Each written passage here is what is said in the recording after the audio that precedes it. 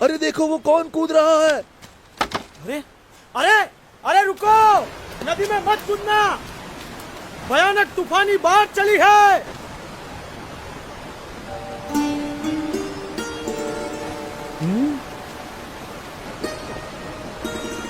अरे कूदे तो मर जाओगे, वापस आओ, रुक जाओ, ठहरो, मर जाओगे। कहाँ गया? लगता है पानी के भंवरों ने उसे खींच लिया, डुबो दिया। इतनी भयानक बाढ़, उसका जीवित रहना असंभव है। मर गया बेचारा। कहाँ गया वो बच्चा? कहीं नजर नहीं आ रहा। राम राम।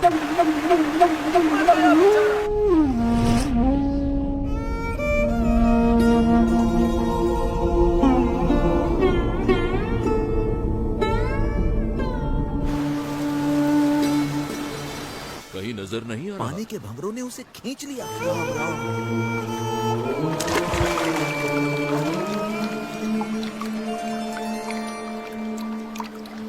भयानक बाढ़ में उसका जीवित रहना असंभव है। बेचारा। अरे ये नहीं कौन होगा ये कैसे बच गया?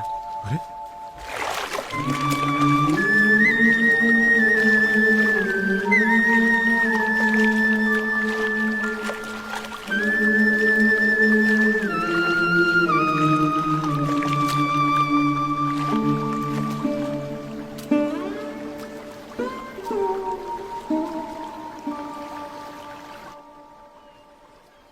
आप इतनी सहजता से इतनी तूफानी बाढ़ में कैसे कूद गए? आपको डर नहीं लगा? भीतर की शांति ऊपर के तूफानों को भी शांत कर देती है। ऊपर के तूफानों से डरोगे तो भीतर की शांति कैसे पाओगे?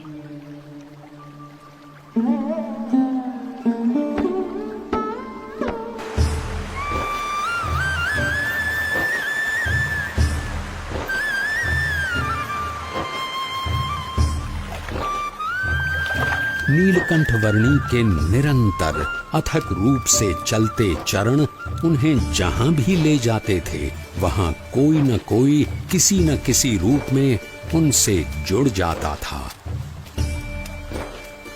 बरेली गांव में भी कुछ ऐसा ही हुआ। अरे पिछले साल तो इतनी बाढ़ आई थी कि गांव के सारे घरों में पानी घुस गया था। यहाँ तक कि हमारे खेतों में भी फसल बर्बाद होते होते रह गई थी। हम भी अपनी भेड़ बकरियों को बड़ी मुसीबत से बचा पाए थे। वैसे भी कुदरत के सामने हम क्या कर सकते हैं? जो भगवान चाहेंगे वही होगा, सब उसके हाथ में है। हाँ, सो तो है।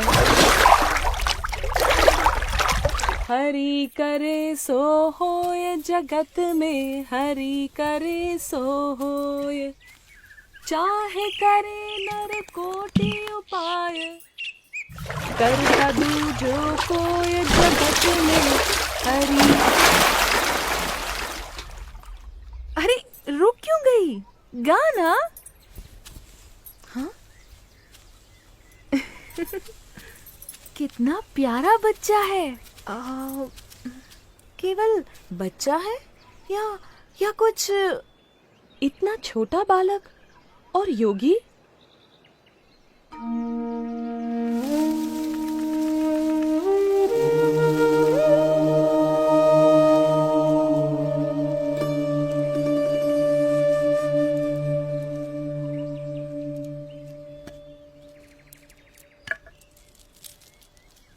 बेटा, तुम कौन हो? तुम्हारा नाम क्या है? यूं तो सारे नाम मेरे ही हैं, पर आप चाहें तो मुझे नीलकंठ बुला सकते हैं। नीलकंठ? पर तुम यहाँ क्या कर रहे हो बेटा? तुम्हारा घर कहाँ है? उस घर का तो मैं त्याग कर चुका हूँ। फिर भी मैं जहाँ भी हूँ घर में ही हूँ, क्योंकि मेरा घर तो सारा विश्व है। पर इतनी छोटी उम्र में तुमने अपनों को क्यों छोड़ा? सबको अपनाने के लिए। जो भटक गए हैं उन्हें घर वापस लाने के लिए। तुम हो तो इतने छोटे से, पर बातें बहुत बड़ी बड़ी करते हो।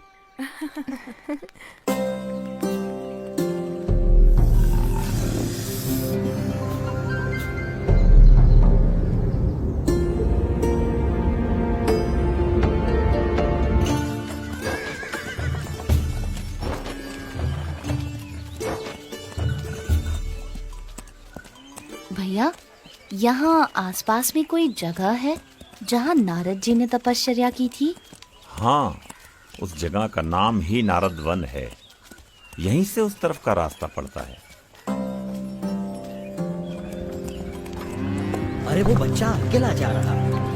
किंतु तुम्हारा अकेले वहां जाना ठीक नहीं होगा, बड़ी भयानक जगह है। नीलकंठ वर्णी ऐसे भयानक वनों में भी सहज रूप से चले जाते थे जहां दिन में भी सूरज की किरणें प्रवेश नहीं कर सकती थीं।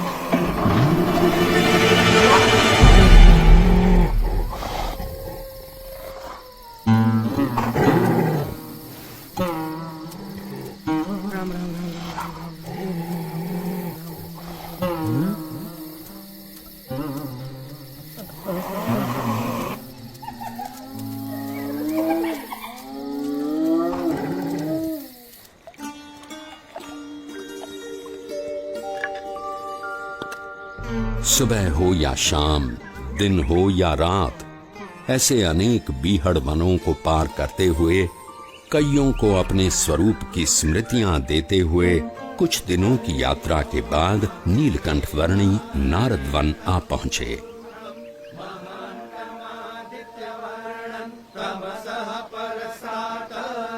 तमेव विदित्वाति मृत्युमेति नान्यः पंथा विद्यते पुरुष एवेदगुं।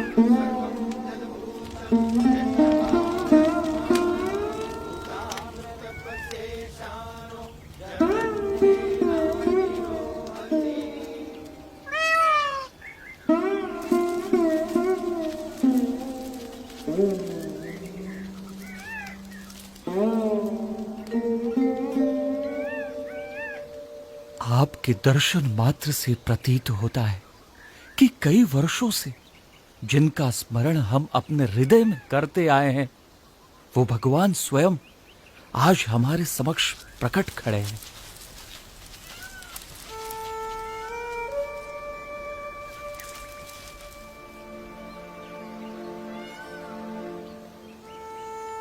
आप सबने परमात्मा की प्राप्ति का जो मार्ग चुना है, उसी में मनुष्य जीवन की सार्थकता है। ये मार्ग विकट है, पर हमें इस मार्ग पर चलते रहना है। चाहे कितनी भी समस्याएं आए, कितनी भी बाधाएं आए और मृत्यु भी क्यों न आ जाए, किसी भी परिस्थिति में हमें उठ खड़ा होना है। सच्चे भाव से, सच्ची लगन से परमात्मा प्राप्ति के मार्ग पर चलते रहना है, तो परमात्मा कृपा करके हर अंधेरे को दूर कर हमारे जीवन में उनकी प्राप्ति की सुबह लाएंगे।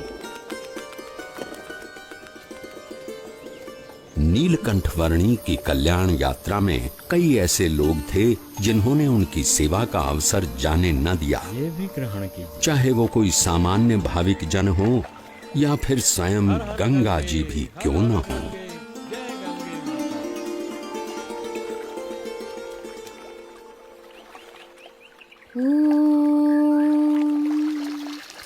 भूर्भुवः स्वः तत्सवितुर्वरेण्यं